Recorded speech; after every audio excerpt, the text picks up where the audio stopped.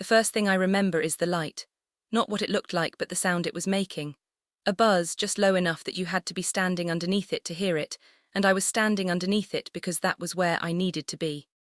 The fluorescent tube above the holding room was dying, and it made this sound like something alive, something that wanted to be noticed. Nobody else in that room heard it. I know that because nobody else moved their head, nobody else looked up at the ceiling the way I did. But I heard it, and I still hear it when I think about that day, and I think about it more than I should, and I don't know why that particular sound has stayed with me all these years when so many other sounds from that time have faded into nothing. I'm telling you this now because something happened recently that made me think about it again. A friend asked me out of nowhere at a dinner that had nothing to do with any of this. They asked me if I ever saw anything interesting in all those years I was working in those rooms, and I said no, not really, just the usual stuff. And they believed me. They didn't push. Nobody ever pushes. But afterward, driving home, I couldn't stop thinking about it. And I realized I've been carrying this around for years, and I've never said it to anyone, not even my wife, not even the person I trust most in this world. And I think maybe that's why I'm telling you now, because you don't know me and I don't know you, and there's something about that distance that makes it easier to say the thing you've been holding back for so long. I need to tell you that if you can stay with me through the next few minutes, I need you to stay, because the part I'm about to get to is the part that matters, the part I've been holding on to. And I don't want to lose you before we get there, because I need someone to know this who wasn't there. Someone who can carry it forward in a way that I haven't been able to until now. So here it is. I'm going to tell you about the day I watched Jared Kushner walk into that room and say something to Ivanka Trump in the hallway outside. And I'm going to tell you what happened after that. And I'm going to tell you things that nobody else in that room was positioned to see. Things the cameras missed. Things that changed the whole story in a way that nobody outside that room will ever know. You should know that I was working sound that day. Not the main board, I was on the backup, the little rig they set up in the corner for the open mics during the cutaway. They wanted a clean feed in case something got said between takes, and that was my job. I was sitting with my back against the wall, headphones on, watching the meters, monitoring the levels, waiting for something to go wrong so I could fix it before anyone noticed. I had been there since 6 in the morning doing prep, running cables, testing levels, checking the backup batteries, doing all the things you do before an event like this so that when the moment comes everything works the way it's supposed to work. And it was now past noon, and my feet hurt, and I had drunk 3 cups of the coffee they put out in the urn near the door. And the coffee was the kind that had been sitting there for 2 hours, and it tasted like nothing and smelled like nothing, and I drank it anyway, because that is what you do when you are in a room where everyone else is drinking coffee, and you need to look like you belong there, like you're part of the scene, like you know what's happening even when you don't. The room they had set up for this was not a courtroom. I want to be clear about that. It was a conference room on the 3rd floor of a building I wasn't supposed to name then, and I'm not going to name now. A room that had been dressed up to look like something official, with a long table and 2 chairs facing each other, and a flag in the corner, and a microphone setup that was mostly for show, because the cameras would pick up most of what got said anyway. But they put the mics there anyway, and I was watching them, and that is how I ended up being one of the only people in the room who heard what happened next, who was close enough and paying enough attention to notice the things that nobody was supposed to notice, but that I couldn't stop myself from noticing no matter how hard I tried. I should tell you about the piece of paper. I saw it on the table when I walked in that morning, folded in half, sitting on the right side of the place where the main person would sit. I didn't think anything of it. There were papers everywhere, schedules, talking points, notes from the prep sessions the night before, the usual debris that accumulates in any room where important people are getting ready to do important things. A folded piece of paper on a table in Washington is about as interesting as a rock on a beach. I would find out later why that mattered, but at the time I thought it was nothing. I should have paid more attention. I think about that now, how many things I dismissed that year because I didn't know yet which ones would turn out to matter, which details would become important in the light of what came after, which moments I would replay in my head for years trying to understand what I missed. There was also a phone call. I didn't see who took it, but I heard it through the door about 5 minutes before everything started. One voice, male, talking fast, and then a long pause, and then the door opening and someone walking back into the room and sitting down like nothing had happened. I don't know what that call was about. I don't want to guess. I'm just telling you what I heard because I was there and the headphones were on, and the door was open just a crack, and these are the things that stick with you when you can't sleep at night, because you're replaying a moment in your head and trying to figure out what it meant. I remember thinking it was weird that the call came right before we were about to start, like someone was checking in or getting last-minute instructions. But I didn't know who and I didn't ask because that wasn't my job. My job was to watch the meters and listen to the mics and stay quiet and not ask questions about things that didn't concern me, and I was good at that. I was very good at that, maybe too good, because I never asked and I never knew, and I still don't know what that call was about even though I've thought about it more times than I can count. And there was the moment when he almost walked out. I almost didn't mention this because it was so fast, just a second, but it happened and I saw it, and I have never forgotten it even though I have tried to forget it, because some things are easier not to know. He was already standing at the door, one hand on the frame, and he looked back into the room and then he looked at his phone, and then he looked at the aide next to him, and the aide said something I couldn't hear and he shook his head and came back in. I don't know what made him almost leave. I don't know what made him stay. I only know that for about 3 seconds, he was not going to walk through that door. And then he did.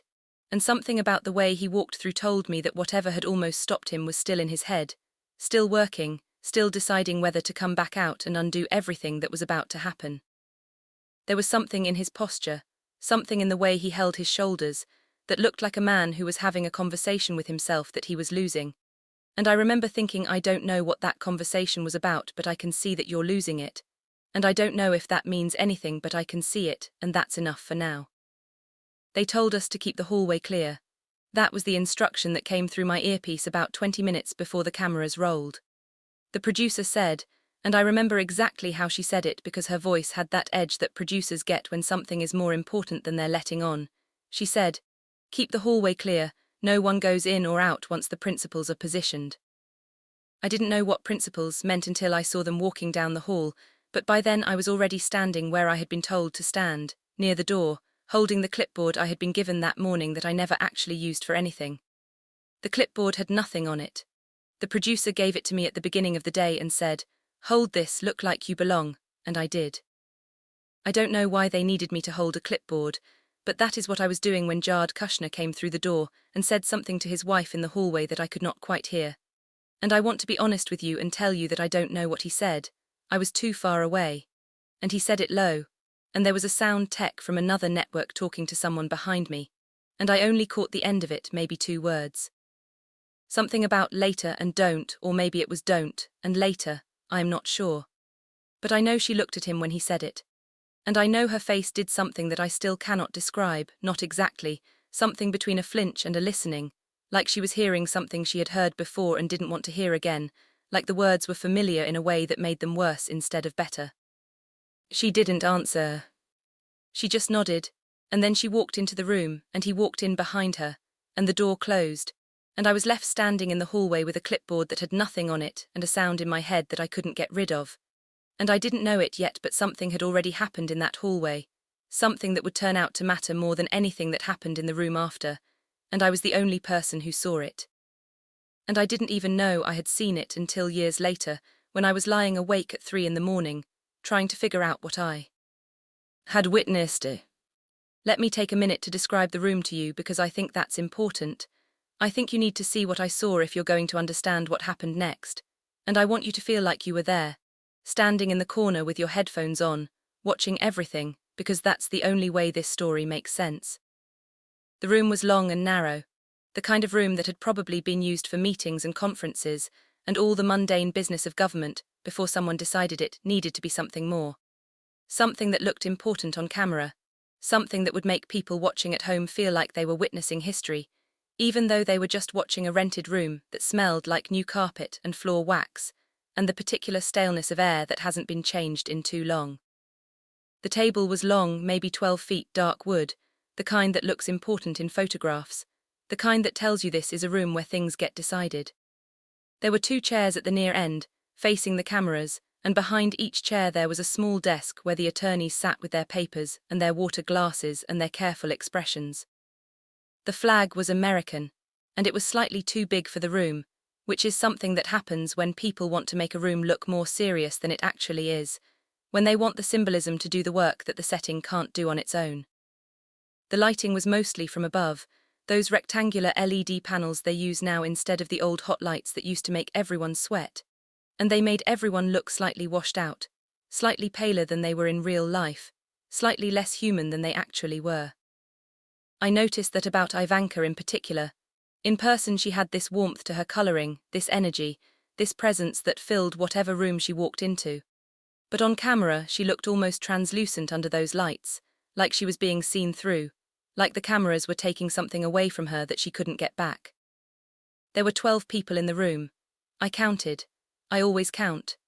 It's a habit from years of working these events. You want to know who is in the room and where they are standing because sometimes something happens and you need to be able to describe who was there, who saw what, who was close enough to know. 2 principals, 4 attorneys, 2 camera operators, 1 sound operator, that was me, and then the aides, the staff, the people like me who were there to make sure everything ran smoothly and who were mostly invisible, which is exactly how we were supposed to be. We were the machinery. We were the things that made the show happen without being part of the show. And I was good at being invisible. I had learned how to be in a room without being noticed, how to watch without being watched, how to see everything and say nothing.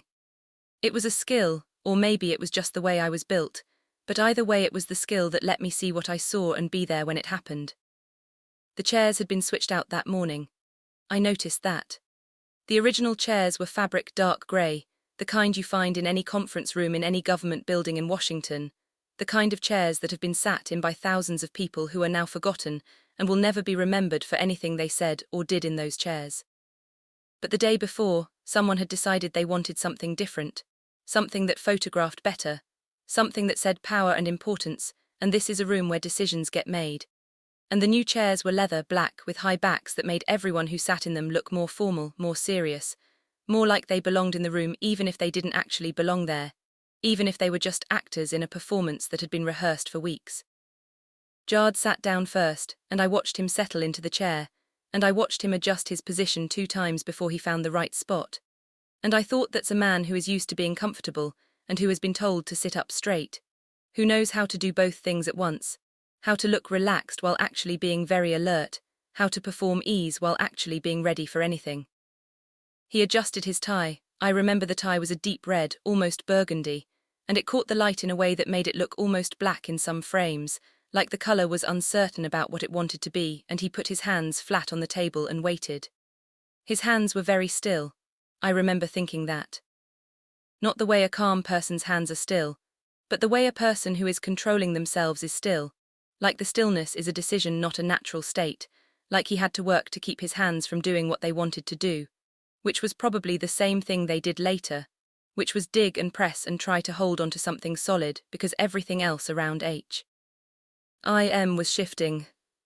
Ivanka came in 2 steps behind him and took the chair on the right. She did not adjust her clothes. She did not check her phone. She did not look at the attorneys or the camera operators or anyone else in the room. She sat down and she looked straight ahead and she waited. I remember thinking that she looked calm. That is not the right word, actually. She looked like someone who was waiting for something specific and knew exactly when it was going to arrive. There was no anxiety in her posture, no fidgeting, no nervous energy. She sat like a person who had done this before and knew exactly how it would end, who had been in this room in her mind 100 times before she actually walked into it, who had already seen every possible version of what was about to happen and knew which one was coming. That kind of stillness is not calm. That kind of stillness is readiness. That kind of stillness is the moment before something happens, when you have already decided what you are going to do, and you are just waiting for the right moment to do it. I think I need to tell you something before I go on. I think I need to tell you that I wasn't supposed to be paying this much attention. My job was sound. My job was to watch the meters and make sure the audio levels were clean and report any problems to the main board operator.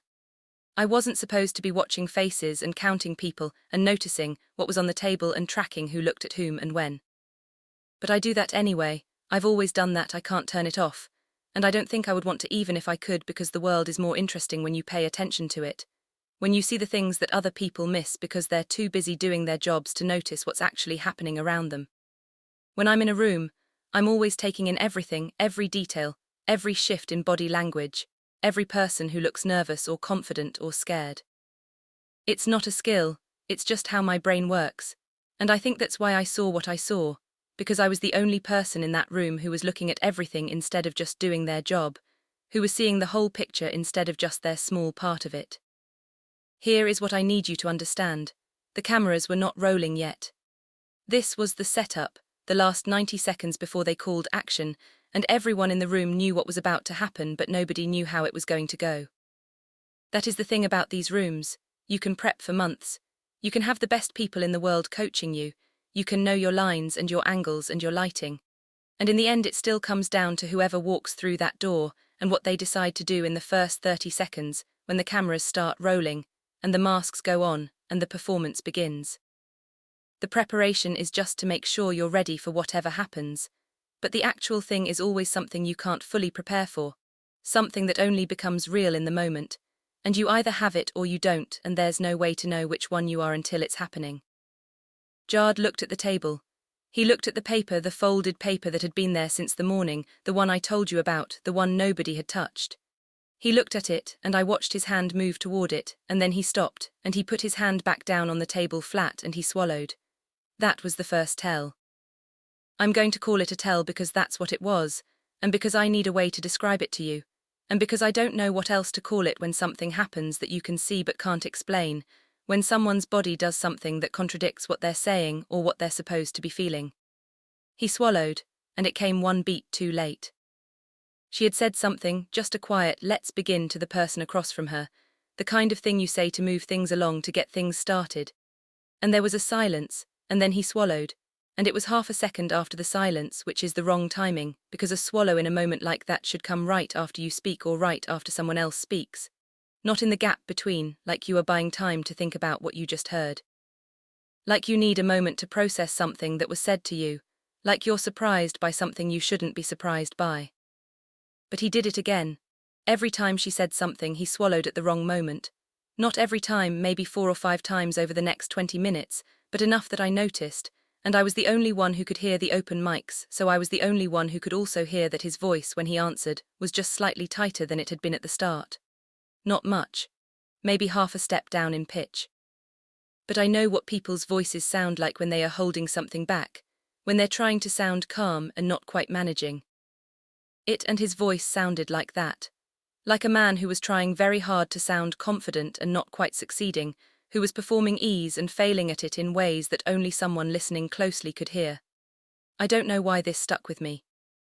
I don't know why his voice is one of the things I remember most about that day. But it is. And I think it's because the voice is where the truth lives, where you can hear what the face is trying to hide.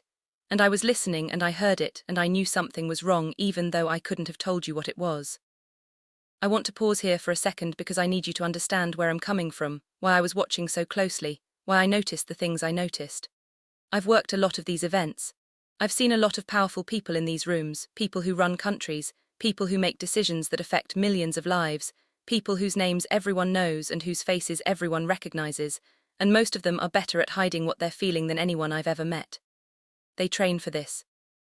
They have coaches and consultants and people whose entire job is to tell them how to sit and how to stand, and what to do with their hands and how to use their voice, and when to pause and how to look into the camera like they're looking into your eyes, even though they're actually looking at a point 6 feet past the lens.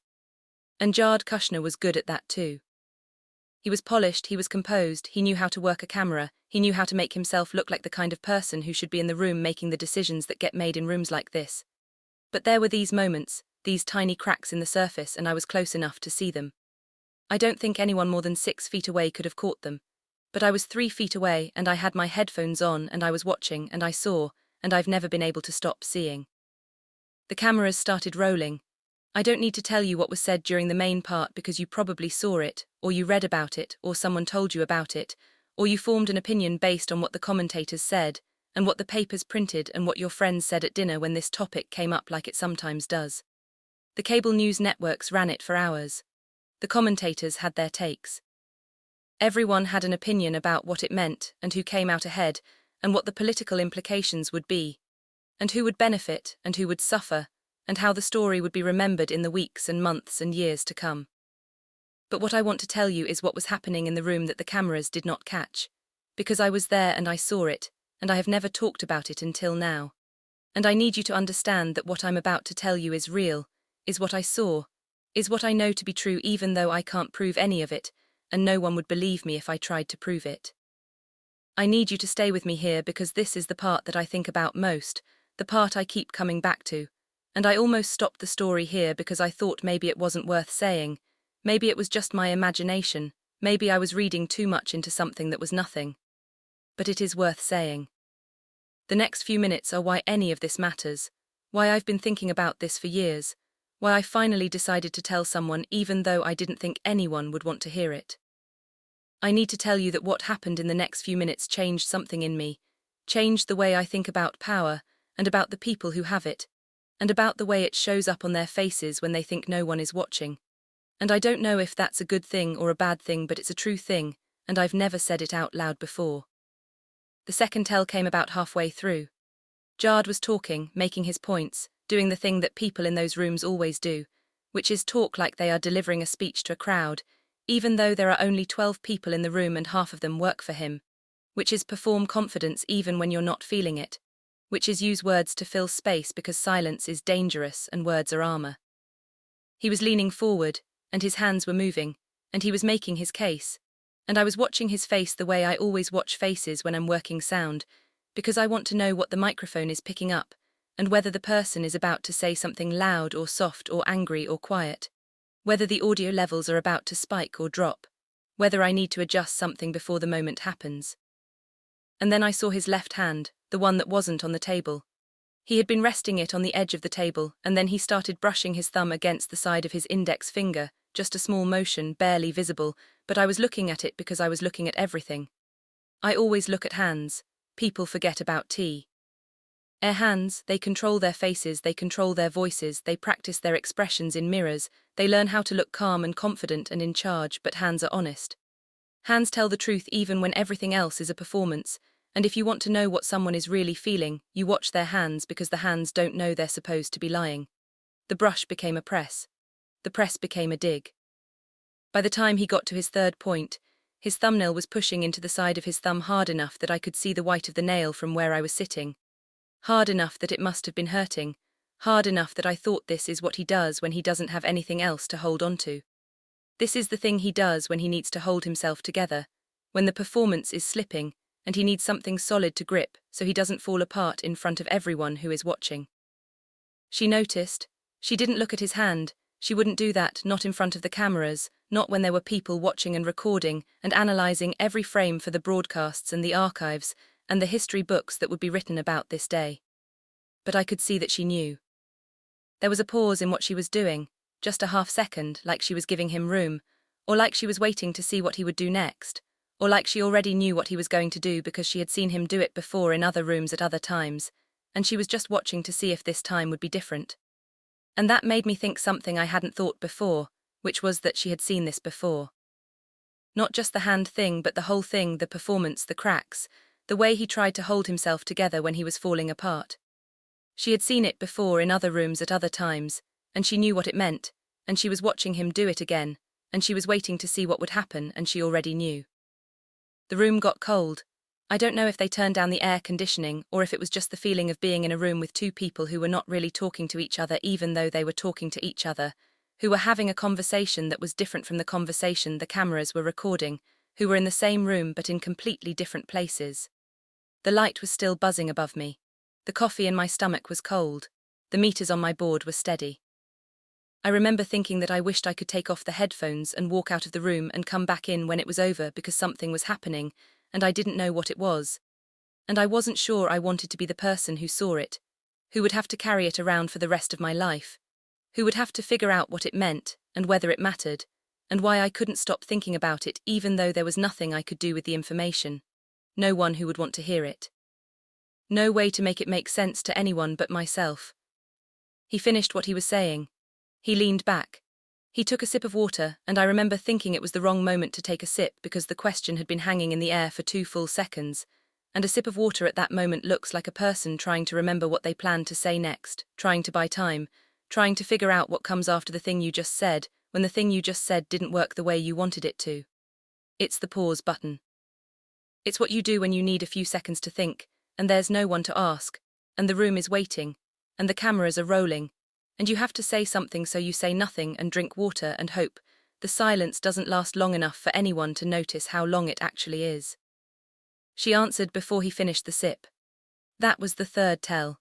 She answered while he was still drinking, which is something you do when you don't want to give someone time to prepare, when you want to catch them off guard, when you want to show them that you see what they're doing and you won't let them do it. It's a power move, except it doesn't look like a power move. It just looks like a person who is not watching the clock, who is not paying attention to the rhythms and the pauses and the etiquette of these rooms, who is just talking because they have something to say and they don't care about the timing. But I saw it. I was the only one who saw it because the cameras were on his face and he was mid-sip, and she was already in the middle of her sentence by the time he set the glass down. It was maybe a second and a half difference, but in a room like that, in a moment like that, a second and a half is everything. A second and a half is the difference between winning and losing, between knowing and not knowing, between seeing what's happening and being blind to it. He put the water down, he smiled, and the smile was late, it came too seco. NDS after it should have, after the sentence he was smiling at had already ended, which is the tell of a person who is deciding whether to smile rather than a person who is smiling, because something made them happy, because the moment called for a smile, because they're supposed to look gracious and good-natured even when they're losing.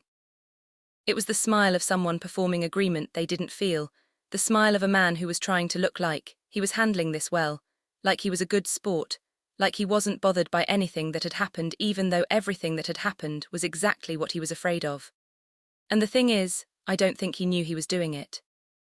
I don't think he knew how late the smile was, how obvious it was to someone watching closely, how much it revealed about what he was actually feeling underneath the performance. I think he thought it looked natural and normal, and like the kind of smile you would smile at a colleague across a table when they're making a point you agree with, or a joke you appreciate, or a comment that deserves acknowledgement. But I saw it and I knew, and I remember thinking, this is the moment where it shifts. This is the moment where it all changes. And I was the only person in the room who saw it happen, because I was the only person who was watching his face instead of the cameras, who was tracking the timing instead of the words, who was close enough and paying enough attention to see what everyone else missed. She did not smile back. I want you to understand what that means, what that felt like to see in that room in that moment. She did not smile, and her not smiling was a statement, was a response, was her way of saying, I see what you're doing and I'm not playing along. I'm not going to make this easy for you. I'm not going to pretend that everything is fine when it isn't. Her not smiling was the same kind of power move as her answering before he finished drinking, was the same message delivered in a different way, was the same answer to the question he wasn't asking out loud. I want to tell you something else about the room, about the people in it, about the things I noticed that I haven't mentioned yet. I want to tell you about the aide standing near the door, the one who had been there since the beginning, the one with the nervous energy, the one who kept checking their phone and looking at the clock and shifting their weight from one foot to the other. I noticed that person early on and I thought they were just nervous about the event, the way everyone gets nervous before something important happens, the way your body tells you that something significant is about to occur even when you can't articulate what it is or why it matters. But then I noticed that their nervous energy changed. It changed when Jared walked in. It changed when he looked at the paper on the table. It changed when he almost walked out and then didn't, when he made the choice to stay and see it through even though something in him wanted to leave. And by the time the cameras were rolling, this person was standing very still, watching everything. And I thought, this is a person who knows something. This is a person who has information the rest of us don't have. This is a person who is watching this happen because they know what's going to happen and they want to see if it happens the way they expect it to. I don't know who they were or what they knew. I never found out. But I remember the way they looked at the paper on the table, and I remember that they never once looked at Jared's hands, which made me think they already knew about the hands, already knew what he did when he was nervous, already knew this about him, which means this wasn't new to them, which means this had happened before, which means I was watching something that had happened many times before and was happening again now. There was a moment, about 2/3 of the way through the main session, when the aide said something to the person next to them, something quiet that I couldn't hear through the headphones but that I saw them mouth, and the person next to them shook their head and the aide went back to standing still and watching. I don't know what was said. I can guess, but I don't want to guess because guessing is how you get things wrong, and I've already had to live with enough wrong information about that day. Enough not knowing, enough uncertainty about what things meant, and why they happened and what would have happened if things had been different. I just know that something was said, and something was communicated, and the answer was no, or not yet, or wait. And the waiting continued, and the watching continued, and the room stayed in the strange equilibrium it had been in since they both walked through the door. I'm going to need you to stay with me for the last part, because this is the part that matters most, and I have been holding onto it for years, and I have never said it to anyone till right now, and I need to tell you that what I'm about to say is the reason I finally decided to talk, is the reason I'm sitting here telling you this instead of keeping it locked away where it's been for so long, is the reason this story is worth telling even though I know no one will believe me, and even though it doesn't change anything, and even though the cameras already told their version of the story, and that version is what the world remembers. There was a break. 15 minutes, commercial break, the cameras turned off, and everyone in the room moved and stretched and checked their phones, and the attorneys talked to each other in low voices. And I stood up because my back was hurting from sitting in the same chair for 4 hours and my legs were stiff, and I needed to move something before it seized up completely. I walked to the side of the room to get a bottle of water from the cooler, and I was standing there, and I was not paying attention to what was happening at the table because I thought we were in the break, and the break was just a break. A pause in the action, nothing more, the kind of thing that happens in the middle of every event to let everyone catch their breath and remember where they are and what they're doing. But she was still sitting at the table, and he was still sitting at the table, and nobody else was at the table.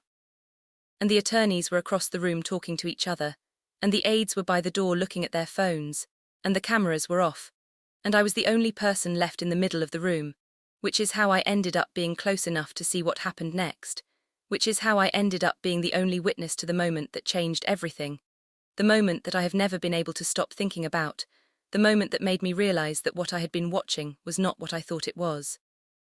She looked at him, that is the only way I can describe it. She looked at him and her face did not change, and her body did not move, and she did not say a word. She just looked at him, and the look lasted for maybe 3 seconds, and in those 3 seconds something happened that I cannot adequately describe because I was not prepared for it, and I did not understand it at the time, and I only understood it later when I was driving home, and I replayed the whole thing in my head and I thought, oh, that's what that was, that's what I saw, that's what happened in that room when no one was watching. The look was not angry, it was not triumphant, it was not anything I had a word for at the time, it was something else. It was the look of a person who had just confirmed something they already suspected. It was the look of a person who had been waiting and watching and being patient and who had just gotten exactly what they came for, what they knew was coming, what they had arranged in their mind long before they walked through that door. And it was quiet. It was so quiet that it didn't look like anything from across the room. It just looked like 2 people sitting at a table during a break, 2 people waiting for the cameras to come back on, 2 people doing nothing in particular while the world outside the room continued to turn. But I was close enough to see it, and I saw it, and I will never forget it, and I have never been able to describe it to anyone in a way that makes them understand what it felt like to be there, to see it, to know that something had just happened that no one else saw. He looked back at her, and his face changed, not much, not dramatically, not the way faces change in movies or in the moments that get replayed on the evening news with dramatic music underneath and a commentator saying this was the turning point. But I saw it. The confidence that had been there all morning, the slight swagger in the way he held himself, the way he spoke like a man who knew exactly how the story was going to end. All of that was still there, but underneath it, in the eyes, in the set of the jaw, in the way his shoulders dropped just slightly when he saw her looking at him, there was something else. Something that looked like a question he did not want to ask out loud. Something that looked like the moment you realize the other person knows something you thought they didn't know. Something that looks like the moment you understand that you have already lost and didn't know it until right now, right in this moment, right in this room, with no cameras to capture it and no one watching except me. She blinked once, slowly, and then she turned her head and looked at the wall behind him like she had seen enough, like the conversation, if you can even call it that, if you can call 3 seconds of looking a conversation, was over. Not over because she had won it, over because there was nothing left to say. Over because she had said everything she needed to say in 3 seconds of silence and a single slow blink, and now the only move left was to stop playing. To let the game end, to walk away before anyone else realized there had even been a game. He picked up his water glass. He set it back down without drinking. He looked at the folded paper on the table that nobody had touched all day, and he looked at her, and then he looked at his hands. Both hands flat on the table, very still. And I remember thinking, at that exact moment, I remember thinking he looks like a man who just understood that he has already lost, that the thing he was trying to prevent has already happened. That the game is over, and he didn't know it until right now, and everyone else in the room is going to go back to their positions, and the cameras are going to come back on, and the world is going to keep turning, and no one is ever going to know what happened here except me, and I don't know what to do with that. I don't know how to carry that. I don't know who to tell or how to tell it, or whether anyone would even care if I did. The break ended. The cameras came back on. The attorneys came back to the table. Everyone got into position like nothing had happened, and I went back to my chair, and I put the headphones on, and I watched the meters, and I listened, and I tried to pretend that I hadn't just seen what I had seen, that I hadn't just witnessed something that changed the meaning of everything that had happened before it. I don't know what was on the paper. I don't know what she saw in his face in those 3 seconds. I don't know what he was thinking when he almost walked out that morning, or what the phone call was about, or why she didn't answer him when he said whatever he said in the hallway. I don't know what made him look at that paper and not touch it. I don't know what she knew that he didn't know. I don't know any of the things I would need to know to make this into a complete story with a beginning and a middle and an end that makes sense, that resolves, that tells you what it all meant and why it mattered. I know only what I saw, and I'm telling you that, and I'm asking you to believe me even though you have no reason to, even though you don't know me, even though you have no way to verify any of this, because I was there and the mics were on, and the light was buzzing. And I know what I heard and I know what I saw, and that's all I have. She won, not in the way the cameras were going to capture, not in the way the commentators were going to talk about, not in the way the story was going to be written in the papers the next day and the weeks after that. She won in a way that only one person in that room saw, and I was that person, and I have never said this to anyone until right now, and I need you to understand that I am not guessing, I am not exaggerating, I am not making this up to make myself feel important or to create a story where there wasn't one. I am telling you exactly what I saw because I was there and the mics were on, and I know what I heard and I know what I saw, and I have been carrying this around for years, and I couldn't carry it anymore. I needed someone else to carry it with me. I needed to say it out loud to someone who wasn't there, so it would become real in a way it hasn't been real for me all this time. Afterward, when everything was done, when the cameras were off and the room was empty and the crew was packing up the equipment, and the producers were talking about the next event and the schedule for the rest of the week, I walked past the table and I looked at the paper. It was still folded. Nobody had touched it. I don't know what was on it. I thought about picking it up. I didn't. I thought about what it would mean if I picked it up and what it would mean if I didn't. And in the end I just stood there for a moment, and then I walked out and I went home, and I didn't tell anyone what I had seen because I didn't know how to say it, and I didn't know who would believe me, and I didn't know if it mattered to anyone except me. And I thought maybe it was better to let it stay in my head where it couldn't hurt anyone, where it couldn't change anything. Where it would just be my secret, my thing, my memory of a day that everyone else forgot about. She walked out first. He walked out behind her. They didn't speak to each other. They didn't look at each other.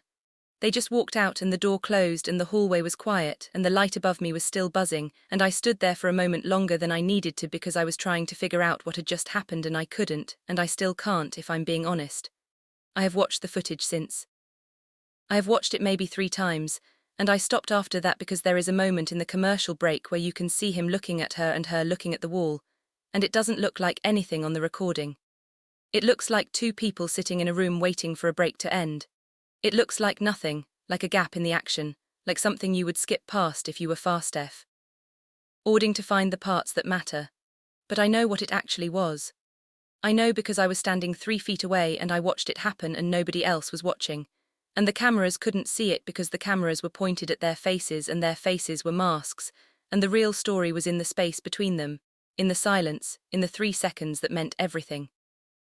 I need to tell you something, and I need to tell it quietly, and I need you to understand that this is the reason I am telling you any of this at all, the reason I sat down and started talking and haven't been able to stop, the reason this matters to me in a way I can't fully explain.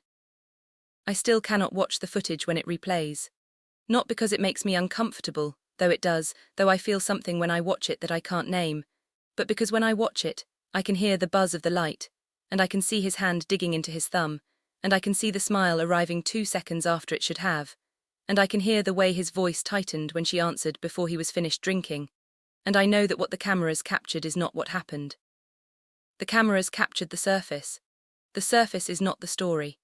The story is underneath, is behind, is in the things that only someone standing in the room could see, and I was standing in the room, and I saw, and I've never been able to unsee it, not even when I tried, not even when I wanted to forget. The story is that she looked at him for 3 seconds in a room full of people who weren't paying attention, and he understood something, and he never said anything about it, and I am the only person who knows. That is my confession, not that I was wrong. Not that I felt sorry for him, though I did, though I still do when I think about the way his face changed in that moment when he understood what she knew.